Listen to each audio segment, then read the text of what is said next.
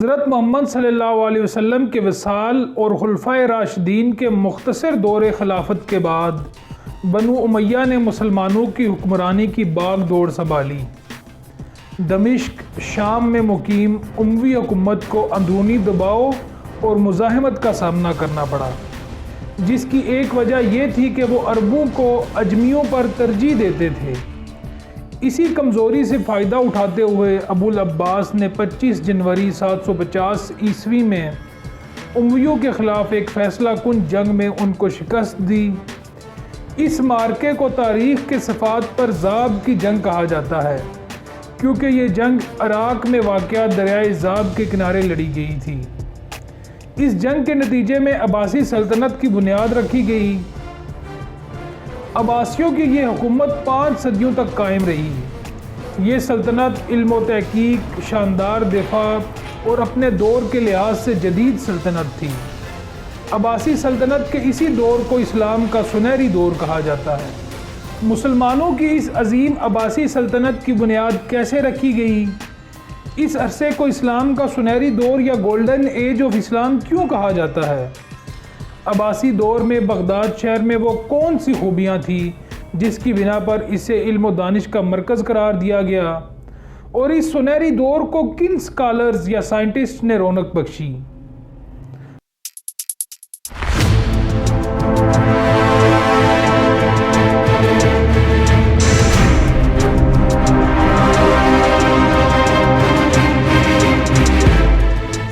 9 جولائی 747 عیسوی میں ابو مسلم نامی جرنیل نے مشرقی خراسان میں اموی حکومت کے خلاف بغاوت شروع کر دی اور ہاشمیوں کے سیاہ جھنڈے کو اپنی علامت کے طور پر پیش کیا۔ ہاشمیوں میں عباسی خاندان نمایاں تھا۔ مزید یہ کہ دہائیوں سے ہاشمیوں کی طرف سے امویوں کو گرانے کی کوششیں جاری تھیں۔ چنانچہ جب ابو مسلم نے بغاوت شروع کی تو عباسی جو اس بغاوت کو ہوا دے رہے تھے جلد ہی اس کے ساتھ کھڑے ہو گئے۔ ابو مسلم ایک شاندار کمانڈر ثابت ہوا جس نے اموی افواج پر کئی فتوحات حاصل کیں اور 749 عیسوی میں عراق کے دارالحکومت کوفہ پر قبضہ کر لیا۔ اب عباسی اس انقلاب کی قیادت کر رہے تھے اور اگلے سال ان کی افواج اموی خلیفہ مروان دوم کی فوج سے دریائے ذاب پر گتھم گتھا ہوئیں۔ خلیفہ مروان ایک بہادر لیکن لاپرواہ کمانڈر تھا۔ اس نے عباسی فوج کے خلاف گھڑ سوار فوج کا دستہ تیار کیا۔ عباسی مورخین کے مطابق دونوں فوجوں کے درمیان گمسان کا رن پڑا اور عباسیوں کے نیزوں کے آگے مروان کے گھڑ سوار نہ ٹھہر سکے اور عباسیوں کی فوج تباہی مچاتے ہوئے مروان کی فوج پر ٹوٹ پڑی، جس سے امویوں کے حوصلے ٹوٹ گئے اور ذلت آمیز شکست ان کا مقدر بنی۔ مروان اپنی جان بچاتے ہوئے خود میدان جنگ سے فرار ہو گیا، لیکن عباسی فوج نے اس کا تعاقب مصر تک جاری رکھا اور وہاں اسے موت کے گھاٹ اتار دیا۔ یہ شکست امویوں کے لیے تباہی و بربادی ثابت ہوئی، یہاں تک کہ امویوں کی قبروں کو اکھاڑا گیا اور مردوں کی بے حرمتی کی گئی۔ اس افراتفری میں بنو امیہ کا صرف ایک شخص اپنی جان بچانے اور اسپین فرار ہونے میں کامیاب ہوا تھا۔ اس شخص کا نام عبد الرحمن تھا۔ اس طرح اقتدار عباسیوں کے ہاتھ آ گیا اور ابو العباس صفا پہلے عباسی خلیفہ بن گئے۔ عباسیوں کو اقتدار پر اپنی گرفت مضبوط کرنے کے لیے تقریباً 1 دہائی سے زیادہ عرصہ لگا۔ الصفا نے خلیفہ کی رہائش گاہ حران سے فارس میں عباسی طاقت کے مرکز کے قریب کوفہ منتقل کی۔ اس کے بعد 751 عیسوی میں اس نے چینی تانگ خاندان کے مغرب کی طرف پھیلاؤ کو روکنے کے لیے ایک فوجی مہم بھیجی۔ اس مہم کا اختتام طلاس کی جنگ کی صورت میں ایک خونی فتح سے ہوا۔ 754 عیسوی میں الصفا کے بعد اس کا بھائی المنصور تخت نشین ہوا، لیکن اس کے دور کا آغاز مقبول جنرل ابو مسلم کی پھانسی کے ساتھ ہوتا ہے۔ یہ وہی کمانڈر تھا جس نے عباسی سلطنت قائم کرنے میں ایک اہم کردار ادا کیا تھا۔ المنصور کا سامنا علوی خاندان کی بغاوت سے بھی ہوتا ہے۔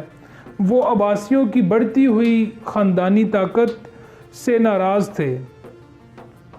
المنصور نے 762 عیسوی میں آخری بڑی بغاوت کو کچل دیا۔ اس سال خوشحالی اور امن کے دور میں وہ دریائے دجلہ کے کنارے ایک نئے دارالحکومت کی تعمیر کا حکم دیتا ہے۔ سرکاری طور پر اسے مدینۃ الاسلام یعنی کہ امن کا شہر کا نام دیا گیا۔ المنصور کے پوتے ہارون الرشید کے دور میں خلافت ایسے پھلی پھولی جو پہلے کبھی نہیں پھلی پھولی تھی۔ بغداد اس کے دل میں تھا۔ خلیفہ ہارون الرشید کے بارے میں بہت سی داستانیں بیان کی جاتی ہیں۔ ہارون الرشید کی تصویر جو ہم تک پہنچتی ہے وہ ایک متقی، عقل مند اور مہربان حکمران کی ہے جو دن میں 100 بار دعا کرتا تھا اور ہر صبح 1000 درہم صدقہ کیا کرتا تھا۔ بعض مورخین نے یہاں تک لکھا ہے کہ الرشید بغداد کی گلیوں میں بیکاری کا روپ دھار کر نکل جاتا، یہ دیکھنے کے لیے کہ اس کی رعایا کی زندگی کیسے گزر رہی ہے۔ وہ ایک شاندار گھڑ سوار اور فنون لطیفہ کا سرپرست اور شطرنج کا ایک پرجوش کھلاڑی تھا۔ اس کا دربار ایک ایسی جگہ تھی جہاں مذہب اور فلسفے پر کھل کر بحث کی جا سکتی تھی، یہاں تک کہ ایک عورت بھی ان کی خلافت میں باقیوں کی طرح اعلیٰ مقام رکھتی تھی۔ اپنی بے پناہ دولت کا بڑا حصہ اس نے عوامی کاموں اور خیرات پر خرچ کیا۔ الرشید کے دور کی کامیابی کا دار و مدار مؤثر حکومت اور انتظامیہ پر تھا۔ یہ حکومتی ڈھانچہ ساسانیوں کے طرز حکومت پر کھڑا تھا اور عباسیوں نے فارسی اور وسطی ایشیائی بیوروکریٹس کا بڑے پیمانے پر استعمال کیا۔ ان ساسانیوں نے بھی 3 نسلوں تک عباسیوں کی خوب خدمت کی۔ الرشید کے دربار کی شہرت دور دور تک پھیل گئی۔ فراز کے بادشاہ، مقدس رومی شہنشاہ اور یورپ کے سب سے طاقتور حکمران نے بغداد میں کئی سفارتکار بھیجے۔ بدلے میں الرشید نے انہیں شاندار تحفے عطا کیے جن میں عطر، ہاتھی دانت کی شطرنج، تختیاں، ایک شاندار آبی گڑی شامل تھی اور یہاں تک کہ ابو العباس نامی ایک ہاتھی بھی تحفے میں بھیجا گیا۔ اس طرح کے کھلے ذہن نے خلافت کو ثقافت، سائنس، فنون اور طب کے ایک مرکز کے طور پر پھلنے پھولنے میں مدد کی۔ مشرق کی طرف سے اٹھنے والی ایک بغاوت کو کچلنے کے لیے سفر کرتے ہوئے خلیفہ ہارون الرشید بیمار ہو گئے اور اسی سفر کے دوران 24 مارچ 809 عیسوی میں ان کی وفات ہوئی۔ ان کا 22 سالہ دور عباسیوں کے لیے سنہری دور کے طور پر دیکھا جائے گا۔ علم کا مرکز، شہر کی حکومت، لائبریری، بیت الحکمہ تھی۔ عباسی خلافت کے دوران علماء نے کلاسیکی کاموں کا یونانی، وسطی فارسی اور سنسکرت سے عربی میں ترجمہ کیا۔ ان کی کوششوں نے ان گنت کاموں کی بقا کو یقینی بنایا جو بصورت دیگر ضائع ہو جاتے، جن میں ارسطو اور گیلن جیسی عظیم شخصیات کے کام بھی شامل تھے۔ عباسیوں کے اس دور میں ترجمے کے ساتھ ساتھ نئی دریافتیں بھی ہوئیں۔ بغداد کے سکالرز نے کئی میدانوں میں دنیا کی قیادت کی۔ الکندی، جسے عربوں کا فلسفی کہا جاتا ہے، ایک مشہور پولی میتھ تھا جس نے منطق، نفسیات، فلکیات، علم نجوم اور بہت سے دوسرے موضوعات پر لکھا۔ قدیم ٹیکسٹ کو عربی میں ترجمہ کرنے کی وجہ سے عیسائی عالم حنین ابن اسحاق کو مترجموں کے شیخ کا لقب دیا گیا۔ اسلام کے سنہری دور کے دوران عرب اور فارسی اسکالرز کے ساتھ ساتھ دوسرے ممالک کے اسکالرز نے بھی اپنے اپنے شعبوں میں پیش رفت کی۔ ابن الہیثم نے پہلا کیمرہ ایجاد کیا اور انسانی آنکھ کیسے دیکھتی ہے اس چیز کی وضاحت کی۔ ڈاکٹر اور فلسفی ابن سینا نے کینن آف میڈیسن لکھی جس نے اگلی کئی صدیوں تک یورپ کی یونیورسٹیوں میں راج کیا۔ اس علمی نسخے نے ڈاکٹروں کو کینسر جیسی خطرناک بیماری کی تشخیص میں مدد فراہم کی۔ اس کے علاوہ الخوارزمی جو ایک فارسی ریاضی دان تھے، انہوں نے الجبرا ایجاد کیا اور اسی کے نام پہ الگوریتھم کا نام رکھا گیا۔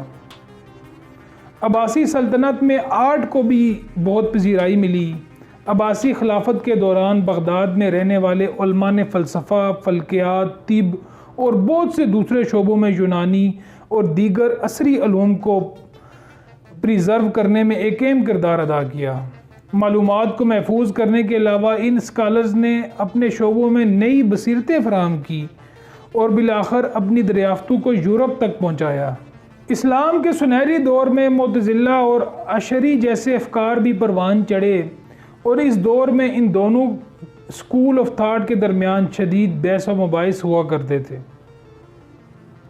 معتزلہ کو ریشنلسٹ یا عقلیت پسند بھی کہا جاتا ہے۔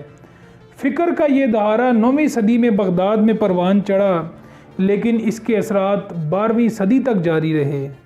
معتزلہ فرقہ نیو پلاٹونک اور ارسطو کے نظریات سے متاثر تھا، جو مشرقی عیسائیوں کے ساتھ بحث مباحثے اور یونانی فلسفے کے عربی تراجم کے ذریعے مسلمانوں میں مشہور ہوا۔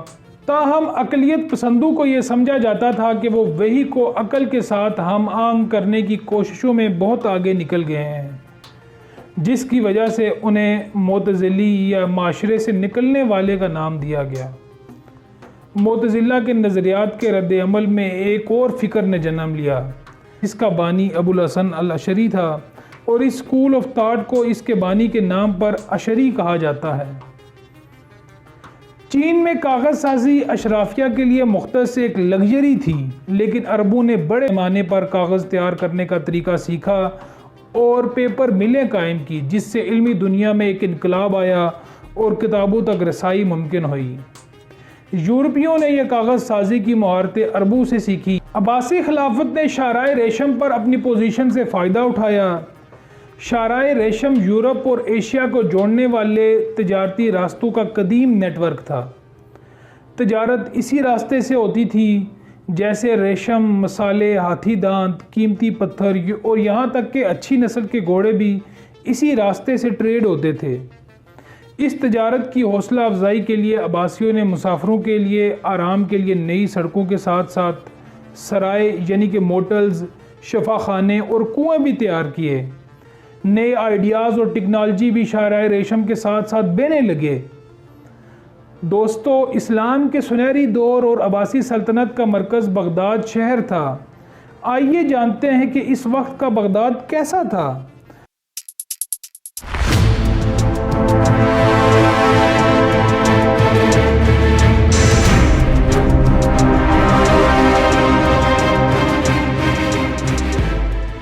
اس وقت بغداد پوری دنیا میں علم و دانش کے مرکز کے طور پر جانا جاتا تھا۔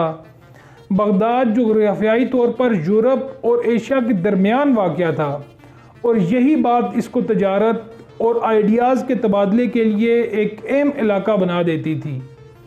بغداد میں علم کی محبت واضح تھی۔ اسکالرز، فلسفی، طبیب اور دیگر مفکرین سبھی تجارت اور ثقافتی ترقی کے اس مرکز کی طرف کھنچے چلے آ رہے تھے۔ یہی وجہ ہے کہ 7ویں سے 13ویں صدی عیسوی تک اس دور کو اسلام کا سنہری دور کہا جاتا ہے۔ خلیفہ المنصور نے دمشق کی جگہ بغداد کو اسلامی سلطنت کا دارالحکومت بنایا تھا، کیونکہ یہ دریائے دجلہ اور فرات دونوں کے قریب واقع تھا، جس کی وجہ سے یہ خوراک کی پیداوار کے لیے ایک مثالی جگہ تھی جو ایک بڑی آبادی کو خوراک کی دستیابی برقرار رکھ سکتی تھی۔ عباسیوں نے شاہراہوں اور پرانے تجارتی راستوں کے جال کو برقرار رکھتے ہوئے بغداد کو نئے سرے سے تعمیر کیا۔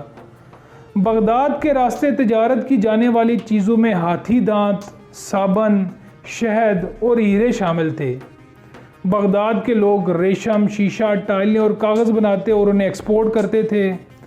بغداد نے علماء سمیت بہت سے لوگوں کو اپنی طرف اٹریکٹ کیا۔ نئے تعمیر شدہ شہر میں رہن سہن کا اندازہ 10ویں صدی میں بغداد کے بارے میں عرب مورخ اور سوانح نگار یاقوت الحماوی کی اس تحریر سے لگایا جا سکتا ہے کہ بغداد شہر دجلہ کے دائیں اور بائیں کنارے پر 2 وسیع دائروں کی صورت میں تھا، جن کا قطر یعنی کہ ریڈیس 12 میل تھا۔ متعدد مضافاتی علاقے جو پارکس، باغات، ولاز اور خوبصورت چہل قدمی کے مقامات سے ڈھکے ہوئے تھے، اور دریا کے دونوں کناروں پر کافی فاصلے تک پھیلے ہوئے بازاروں اور باریک تعمیر شدہ مساجد اور حماموں سے بھرپور تھیں۔ اس کی خوشحالی کے دنوں میں بغداد اور اس کے مضافات کی آبادی تقریباً 20 لاکھ سے زیادہ تھی۔ خلیفہ کا محل ایک وسیع و عریض پارک کے بیچوں بیچ کھڑا تھا، جس کے ساتھ ایک جاڑی اور پنڈال خانہ جنگلی جانوروں کا پیچھا کرنے کے لیے مختص تھا۔